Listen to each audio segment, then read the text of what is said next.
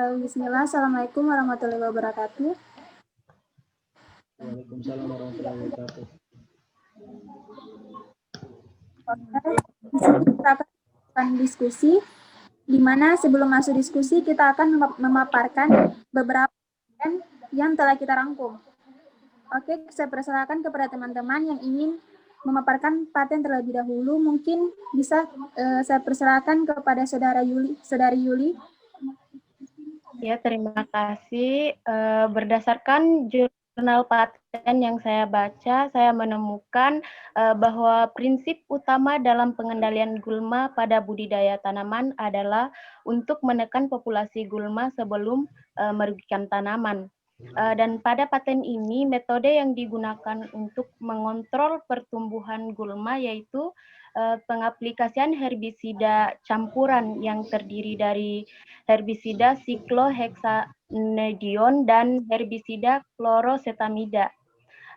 Herbisida sikloheksanedion merupakan herbisida sistematik pratumbuh dan purna tumbuh untuk mengendalikan gulma golongan dikotil.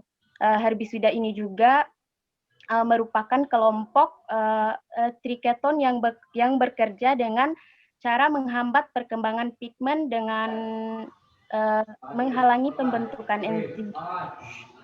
Sedangkan klorosetamida adalah senyawa yang dikenal cocok untuk berbagai keperluan herbisida dan digunakan pratumbuh sebagai herbisida untuk mengendalikan rumput tahunan atau gulma berdaun lebar. Adapun pengaruh ganda dari dua herbisida yang diaplikasikan dalam campuran bersifat sinergis apabila pada berbagai dosis dan rasio campuran yang menghasilkan respon gulma yang lebih besar dibandingkan dengan hanya menggunakan satu herbisida. Terima kasih. Oke, itulah tadi dari Saudara Yani. Saya persilakan mungkin untuk dilanjutkan Saudari Yani.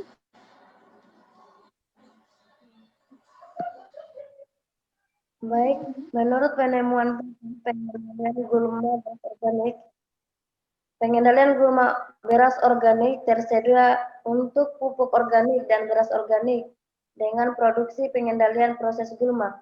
Penemuan ini tidak hanya kaya nutrisi yang dibutuhkan untuk tanaman, tetapi juga memiliki fungsi pemupukan penyiangan mencapai manfaat ganda, terutama solusi efektif dari pekerja produksi beras organik menghabiskan paling banyak investasi. Pengendalian gulma pada padi pupuk organik ditandai dengan 4 komponen. Yang pertama itu karbon yang mengandung senyawa organik, yang kedua senyawa organik yang mengandung nitrogen, yang ketiga strain mikroba bubuk asli, dan yang keempat itu expain.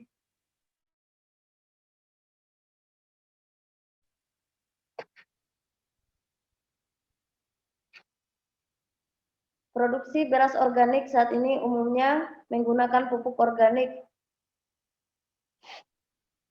Herbisida ada 3 metode. Yang pertama itu metode penyiangan manual, yang kedua metode ternak itik dan penyiangan, yang ketiga itu metode penyiangan padi Jepang. Baik, itulah yang bisa saya sampaikan. Saya kembalikan. Oke, lanjut. Menurut paten yang saya baca mengenai proses penutup untuk membunuh beberapa gulma. Gulma yang dibasmi di sini yaitu hackwet orange, hackwet kuning, dandelion, dan gulma-gulma berdaun lebar. Di sini menggunakan semacam alat, di mana itu yang pertama cara membuatnya menggunakan guram, bahan kedap udara seperti plastik hitam, lapisan tipis, terus kayu bekas, lembaran baja, karpet bekas untuk penutup gulma pada suhu lebih dari 10 derajat Celcius. Adapun metode ini akan digunakan di hutan belantara dan halaman rumput yang dipenuhi oleh hackwet orange misalnya, dan beberapa gulma lainnya. Adapun bahan yang digunakan di sini seperti yang saya bilang tadi, di sini ini memasang materi ini pada permukaan hackwet. Misalnya, gulma tidak bisa bernafas karena bahan yang sepenuhnya itu tertutup. Proses ini dapat digunakan dimanapun. Metode ini benar-benar membunuh headwind dalam kondisi pada suhu 10 derajat Celcius. Bisa di atasnya sesuai dengan guna yang akan digunakan yang dibasmi. Bisa memakan waktu 7 atau 10 hari jika suhu di atas lebih dari 10 derajat Celcius. Terus metode ini memiliki beberapa keunggulan. Yang pertama, bersifat ekonomis, alami, tidak menyebabkan kerusakan lingkungan, dapat mengubah hama menjadi pupuk organik, membasmi eggplant orange atau gulma-gulma lainnya. Oke, itu saja yang saya ringkas. Mungkin ada yang dilanjutkan, saya persilahkan. Baik, mungkin saya Amel yang akan melanjutkan. Ringkasan paten dari yang saya baca yaitu komposisi pengendalian gulma sinergistis. Deskripsi penemuan, buntut rubah kuning merupakan rumput beracun tahunan yang umum dengan distribusi sangat luas di Amerika Utara, ditemukan di utara hingga British, Columbia, dan New Brunswick, sejauh selatan Texas dan Florida. Tanaman ini sangat mengganggu selama bulan Juni hingga September, berkembang dalam persaingan dengan tanaman yang belum dewasa dan menyebabkan hasil panen berkurang. Telah ditemukan pengendalian yang sangat efektif dari rumput tahunan yang berbahaya ini dapat diperoleh dengan penerapan yang lebih awal dari jumlah yang efektif dari kombinasi sinergis dua herbisida. Kombinasi herbisida ini juga menunjukkan efek sinergis dalam memerangi Desmodium lorgosu, hama tanaman yang umum ditemui di daerah penanaman kapas dan kacang tanah. Herbisida ini digunakan dalam penemuan dapat dibuat menurut metode yang diungkapkan. Kemudian interaksi herbisida. Dalam penggunaan herbisida atau pestisida lain, jarang adanya satu pestisida yang melakukan segala sesuatu yang diinginkan atau dicapai oleh pengguna. Dalam upaya memperoleh karakteristik terbaik dari semua kemungkinan yang memiliki oleh dua atau lebih pestisida, penggunaan zat-zat ini dalam berbagai kombinasi sudah menjadi praktik umum. Kemudian hasil yang diperoleh dengan menggunakan kombinasi herbisida biasanya tentang apa yang diharapkan jika seseorang mempertimbangkan dengan hati-hati sifat pola selektivitas dari bahan kimia individu dalam suatu kombinasi. Kemudian selektivitas biasanya bersifat relatif, bukan karakteristik absolut. Bahan kimia seringkali cukup aman digunakan pada tanaman tertentu karena dosis efektif minimum untuk kerusakan tanaman hampir tidak melebihi dosis minimum untuk pengendalian gulma sepenuhnya. Sekian yang dapat saya sampaikan. Mungkin teman-teman yang lain bisa melanjutkan. Saya persilakan.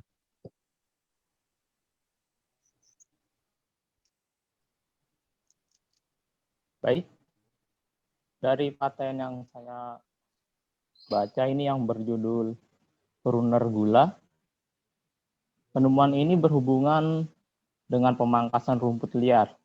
Penemuan ini secara khusus berhubungan, tetapi tidak terbatas pada metode dan peralatan pemangkas gulma, di mana istilah gulma juga mencakup tanaman yang memiliki nilai komersial yang mungkin memerlukan pemangsangan secara berkala, misalnya untuk promosikan tanaman pertumbuhan, mengendalikan gulma untuk memaksimalkan pertumbuhan tanaman.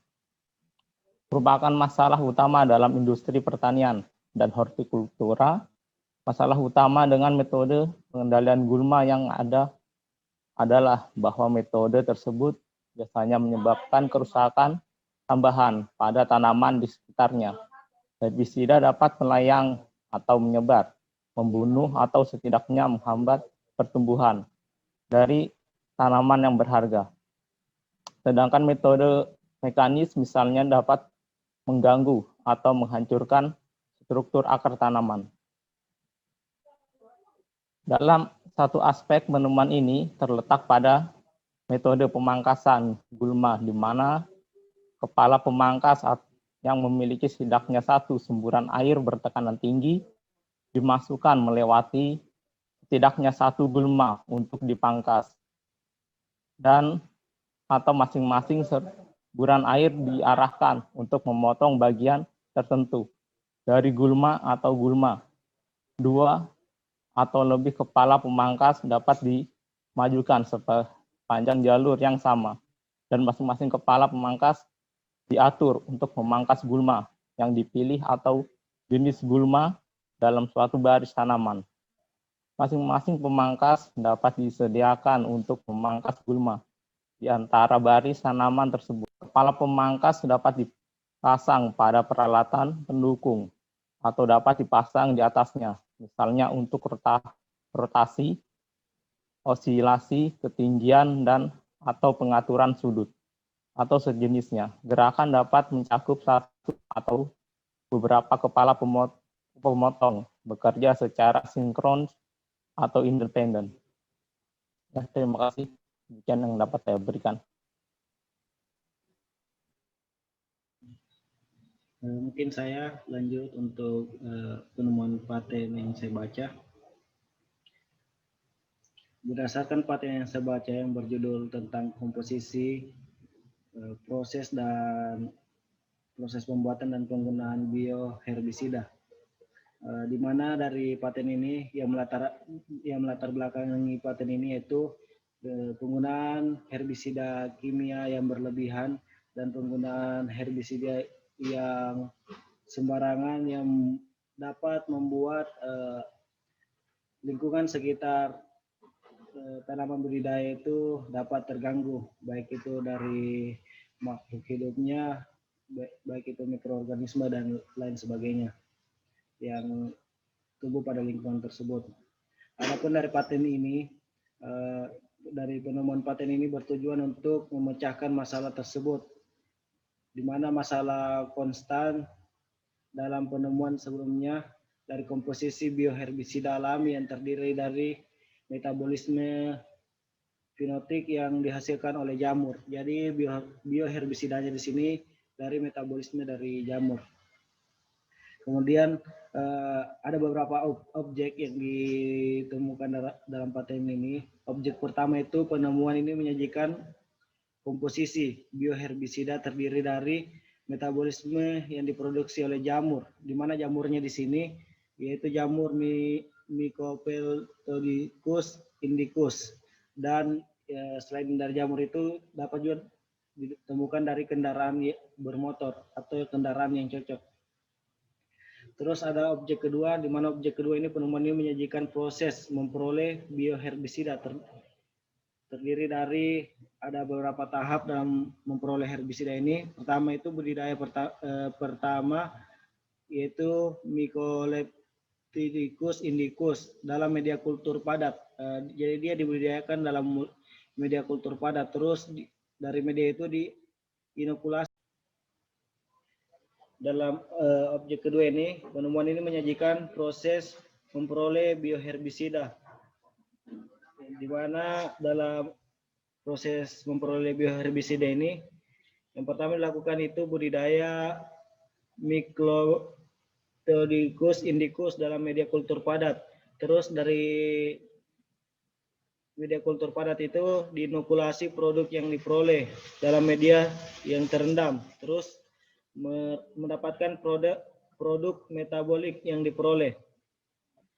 Selain objek itu ada lagi objek ketiga, di mana objek ketiga ini penemuan menyajikan cara sistem budidaya virus ini yang terdiri dari pertama itu air suling 30 sampai 80 mili, terus digunakan ampas tebu. Ampas tebu sini itu substratnya 2 sampai 7 gram. Kemudian ekstrak ragi. Di ekstrak ragi sini 0,05 gram sampai 7 gram. Kemudian dextrosa. Dextrosa ini mungkin sebagai bahan pembawaan juga 0,5 sampai 3,5 gram. Kemudian larutan stok makronutrien 2,4 sampai 8,4 mili. Dan larutan mikronutrien 0,4 sampai 1,4 mili. di mana media di autoclave pada suhu 121 derajat Celcius selama 30 sampai 60 menit. Nah, itu proses untuk mendapatkan produk bioherbisida. Kemudian dari produk yang telah didapatkan bisa kita sajikan komposisi bioherbisida diperoleh. Terus kita bisa definisikan. Setelah kita bisa itu, kita lakukan pengaplikasian. Nah, mungkin itu saja paten yang saya baca. Selanjutnya saya serahkan ke moderator. Oke, baik, mungkin saya lanjutkan ya mengenai paten yang bagian saya, di mana judulnya adalah Control of Seaweed Using Burkholderia andropogonis as a Bioherbicide. Artinya di sini adalah kontrol gulma menggunakan Burkholderia andropogonis sebagai bioherbisida. Nah, perlu kita ketahui bahwa hak paten ini berasal dari Kanada. Nah, jadi di Kanada, seaweed ini sangat bersaing terutama dalam ruang dan nutrisi tanaman. Dan juga dalam hal estetika pertanian, dan juga termasuk dalam daftar gulma ya, yang memang mengganggu gitu.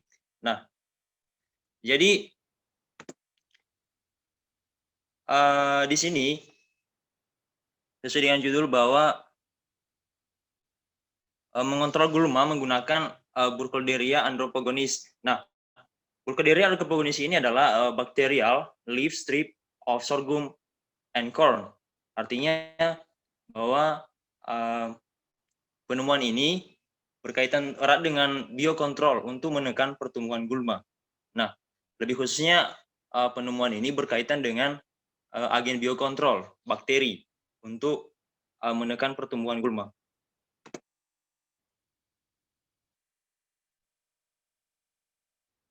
Nah, seaweed ini merupakan tumbuhan pengganggu atau sering kita sebut gulma. Jadi untuk memberantasnya menggunakan bakteri yang tadi. Jadi pertama ini bakteri ini diisolasi dari tanaman, kemudian dilakukan penelitian di berbagai media dengan membuat mind control, dan juga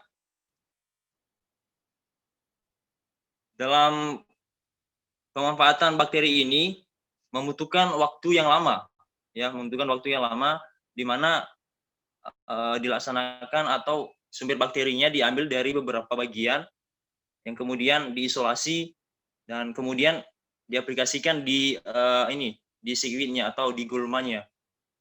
Jadi kalau misalnya sekarang kita bisa aplikasikan, yang menjadi pertanyaan, apakah di Indonesia gulma seaweed ini dan juga bakteri ini ada di Indonesia? Jadi mungkin itu yang menjadi pertanyaan bagi kita semua. Jadi mungkin itu saja yang bisa saya paparkan dari hak paten ini. Yang intinya di sini adalah menggunakan bakteri sebagai penekan gulma. Mungkin itu saja, saya kembalikan.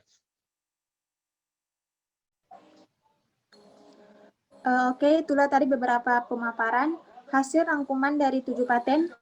Di sini saya akan membuka proses diskusi, di mana dalam diskusi ini kita akan membahas satu teknologi atau berupa alat maupun bioherbisida yang kita akan gunakan dalam pengaplikasian pengendalian gulma pada lahan suboptimal. Jadi saya persilakan untuk teman-teman sekalian mungkin yang ingin menyarankan teknologi apa yang bagus kita gunakan untuk pengendalian gulma pada lahan suboptimal nanti. Jadi saya persilakan.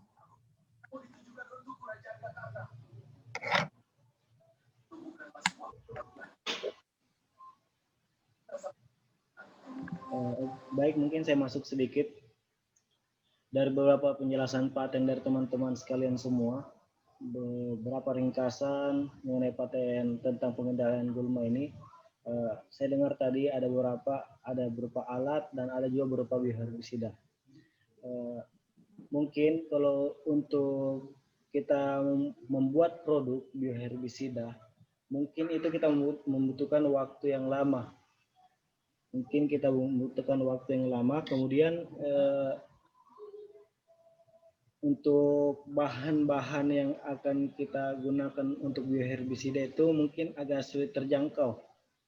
Contohnya kayak mungkin tadi yang saya dengar bakteri, jamur, dan lain sebagainya. Toh, mungkin dari teman-teman sendiri dari paten ini tadi, adakah satu alat sederhana atau produk sederhana yang dapat kita sama-sama simpulkan, kita diskusikan untuk kita aplikasikan? Mungkin itu saya kembali ke moderator.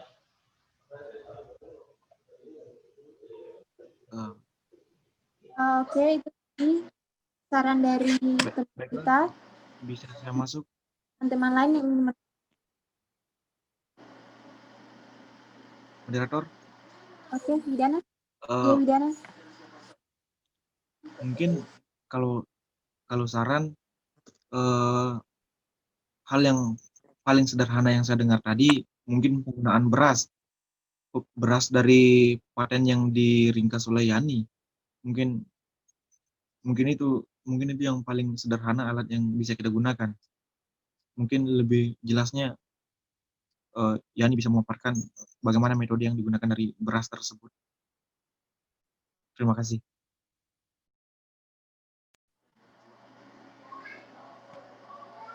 Oke, itulah tadi dari Saudara Widana. Mungkin Saudari Yani bisa mengulang pemaparan mengenai paten yang dibaca tadi yang mengenai teknologi air beras sebagai pengendalian gulma. Mungkin saya persilahkan. Kalau saya jangan diulang baca itu, tapi kalau bisa jelaskan saja poin pentingnya, bagaimana cara membuatnya itu bioherbisida supaya mungkin teman-teman lain bisa paham. Selain itu juga tadi ada yang saya dengar, itu kan tadi produk, salah satu produk mungkin yang sederhana itu mengenai air beras. Ada juga tadi saya dengar alat berupa plastik kedap begitu. Mungkin kita bisa juga menggunakan itu. Mungkin bisa juga bisa lebih jelas mengenai itu.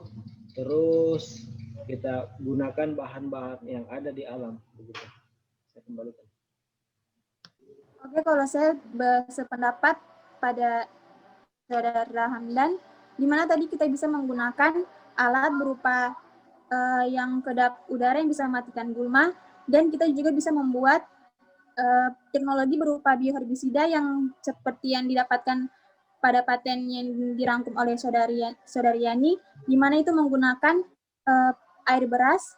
Oke, kalau misalnya untuk alat, itu yang saya dapatkan di paten saya itu berupa kotak segi 4. Jadi itu digunakan dari bahan kayu, terus ditutup oleh lembaran baja atau bisa juga oleh karpet bekas. Di sini jadi itu menggunakan bisa disungkup 2 sampai 3 hari. Jadi nanti bisa dilihat di situ apakah benar-benar gulma itu mati atau bagaimana. Tapi kalau di paten di sini dia untuk harinya itu memakan waktu 7 sampai 10 hari. Tetapi di sini mungkin kita tidak mempunyai waktu di mana kita cuma mempunyai 4 hari. Jadi mungkin kita bisa gunakan 3 hari untuk pembasmi gulma itu, dan ditambah lagi dengan bioherbisida menggunakan air beras. Itu kalau dari saya. Mungkin ada dari tambahan dari teman-teman. Saya juga sepakat dengan salah satu alat yang ditawarkan tadi. Mungkin itu salah satu alat sederhana, yang sangat sederhana yang dapat kita terapkan untuk di lapangan. Mungkin kalau masalah penggunaan air beras bagaimana? Atau teman-teman yang lain ada saran atau bagaimana? Teknologi atau produk apa yang teman-teman sebelumnya pernah temukan atau bagaimana?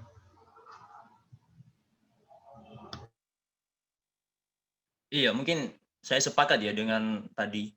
Kalau misalnya kita pakai yang ini tadi yang tentang bioherbisida yang dari bakteri, fungi, jamur, mungkin prosesnya lama ya. Jadi sementara kita membutuhkan waktu yang cepat ini untuk melakukan penelitiannya. Nah, jadi sesuai dengan tadi yang sudah teman-teman paparkan, kayak Amel tadi yang dari itu, kemudian dari Yani, paten Yani, ya mungkin bisa kita aplikasikan karena kayaknya sederhana dan mungkin bisa kita lakukan dalam waktu dekat. Mungkin itu saran dari saya, bisa saya kembalikan.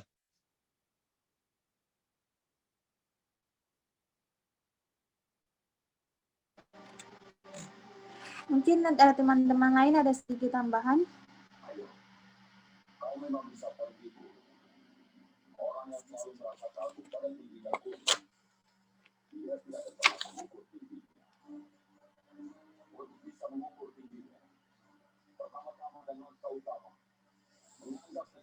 Bagaimana teman-teman yang lain, apakah ada tambahan mengenai alat sederhana dalam pengendalian gulma, kemudian atau ada juga sebuah produk dari bioherbisida yang bisa kita terapkan juga? Kalau mengenai waktunya 2-3 hari itu memang dari patennya atau pengurangan dari AMEL?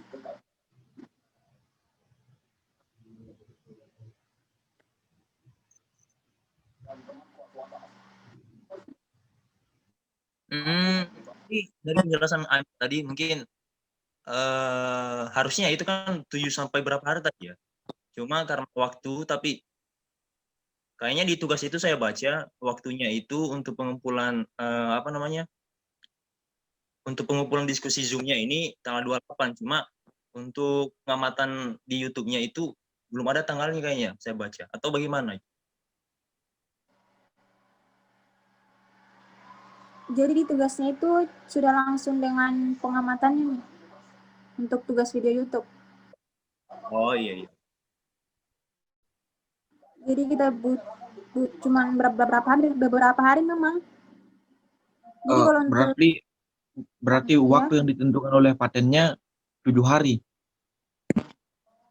Tapi bisa jika yang kita persingkat ditambah dengan kita gunakan tadi bioherbisida dari air beras. Jadi kita aplikasikan dulu bioherbisida itu, kemudian kita tambahkan dengan alat yang paten yang saya dapat.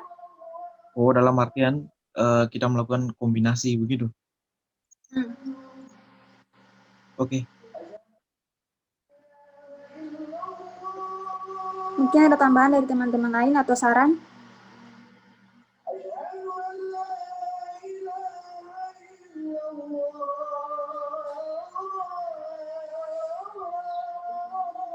Ya, mungkin kalau saya pribadi sudah setuju dengan pendapat teman-teman semua.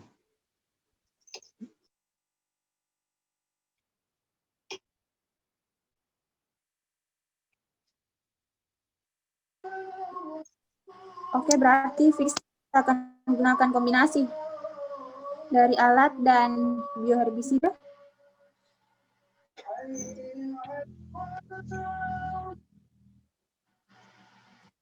Mungkin ya nih, mungkin bisa jelaskan dulu bagaimana prosedur pembuatannya nih. Terus bahan-bahan apa saja yang kita perlukan. Jelas itu mungkin kita sudah bisa fixkan, terus alat dan produk apa yang akan kita gunakan nanti.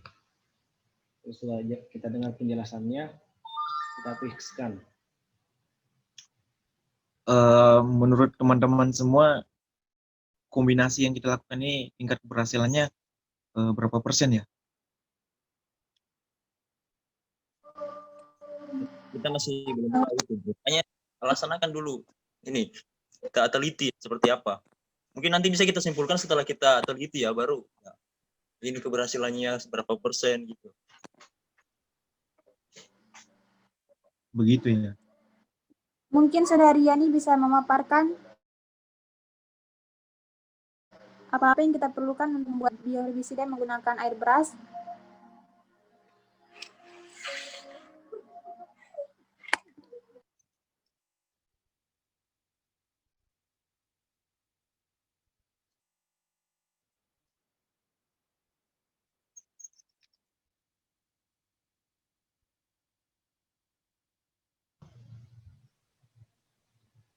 Kalau untuk bahan bakunya itu pakai bahan organik yang mengandung karbon dan sampah organik yang mengandung nitrogen.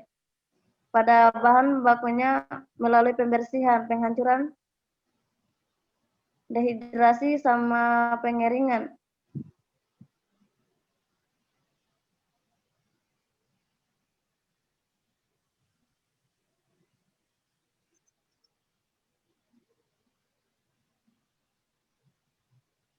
Itu saja. Anu. Ya, ini di Kalau situ Jadi itu saja. Iya, itu saja. diterangkan berapa, mungkin pengeringannya berapa hari atau berapa jam untuk pembuatan itu, sama pengeringannya nih. Kalau untuk Butuh anunya waktu. kan itu dipresentasikan toh dengan suhu 80 sampai 90 derajat Celcius selama 7 sampai 10 hari.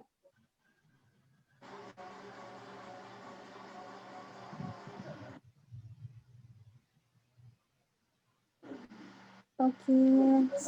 Berapa ya nih tadi? Kalau untuk kan Berapa hari? difermentasikan itu setinggi untuk suhunya itu setinggi 80 sampai 90 derajat Celcius selama 7 atau 7 sampai 10 hari. Oh, jadi dia itu air beras dicampur dengan apa tadi? Dengan bahan yang mengandung karbon dan sampai mengandung nitrogen. Di situ contoh bahan organik yang mengandung karbon atau sampai mengandung nitrogen itu kira-kira seperti apa nih?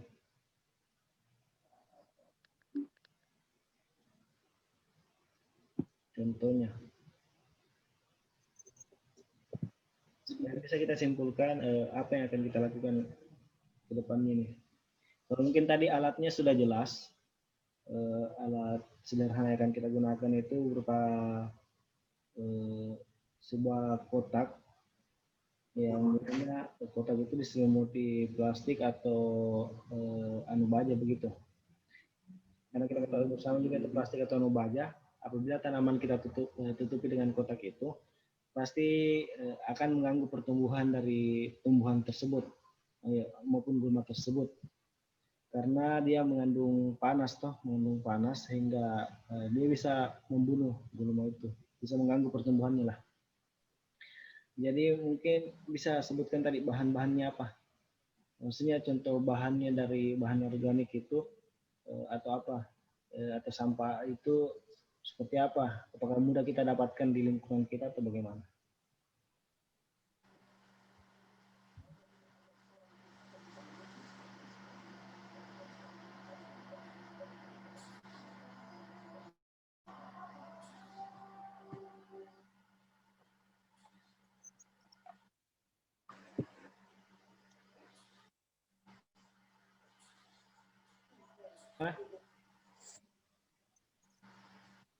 Nah, kalau memang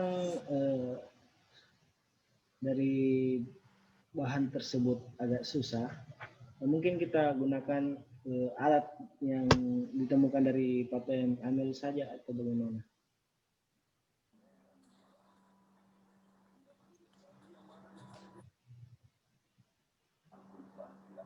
Kalau untuk karbon yang mengandung senyawa organik itu ada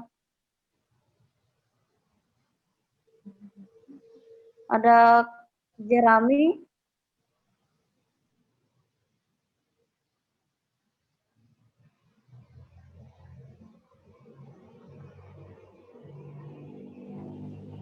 karbon rumput, dan produk saus.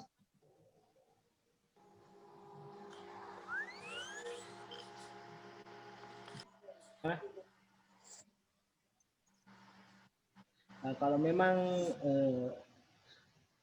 dari bahan tersebut agak susah, mungkin kita gunakan alat yang ditemukan dari paten Amel saja atau bagaimana?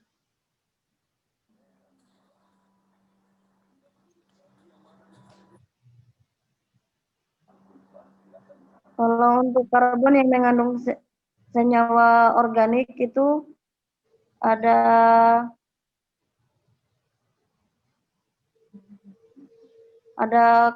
jerami,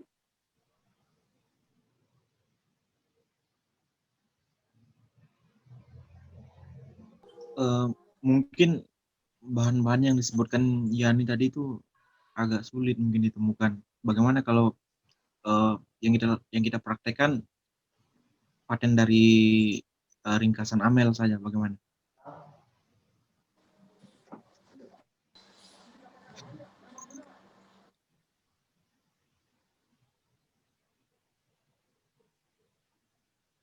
Kalau saya, kalau memang agak sulit, bukan sulit dalam hal pembuatan atau bahan atau bagaimana, sulitnya di sini mungkin dari penjelasan paten itu agak tidak terlalu mengena dengan kita. Jadi mungkin agak sulit untuk mengartikan, baik itu dari prosedurnya, bahan-bahannya atau bagaimana. Tapi di sini bisa kita satukan semua. Kalau memang itu memang agak tidak jelas toh, mungkin kita mengarah ke itu saja tadi, pembuatan kotak. Itu salah satu alat sederhana, teknologi sederhana untuk pengendalian gulma.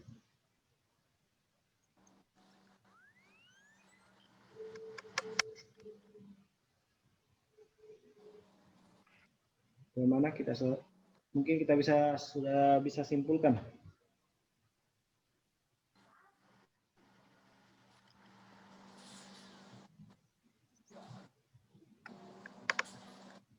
Oke, kalau menurut saya di sini kan tadi ada dua ya yang bisa kita kita laksanakan ya. Ada dua yang mungkin kita juga bisa, tapi di antara dua ini setelah siapa tadi Yani menjelaskan bahwa dalam prakteknya ini kita agak sulit ya. Jadi kita ikuti saja yang hak paten dari Amel untuk kita lakukan.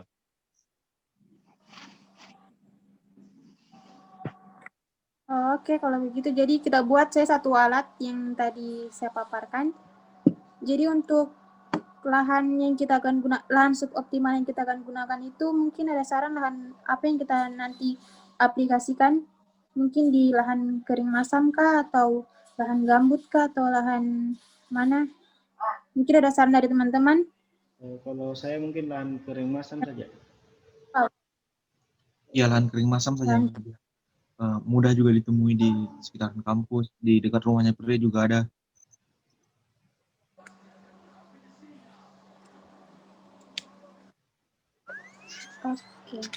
Oke, jadi mungkin moderator bisa menyimpulkan.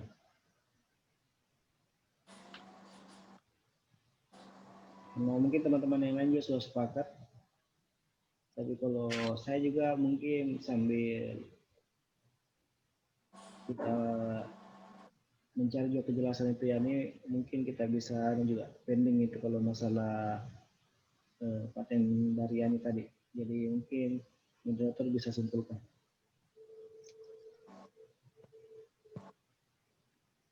Oke, jadi kesimpulan dari diskusi ini, di sini kita akan membuat satu alat sederhana berupa kotak yang berbahan dasar dari kayu dan alat plastik hitam, kemudian lembaran baja. Jika tidak ada, kita bisa gunakan karpet bekas.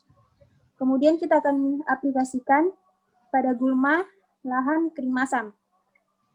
Jadi untuk pengaplikasiannya mungkin bisa kita lakukan pada esok hari. Terus mungkin itu saja kesimpulannya.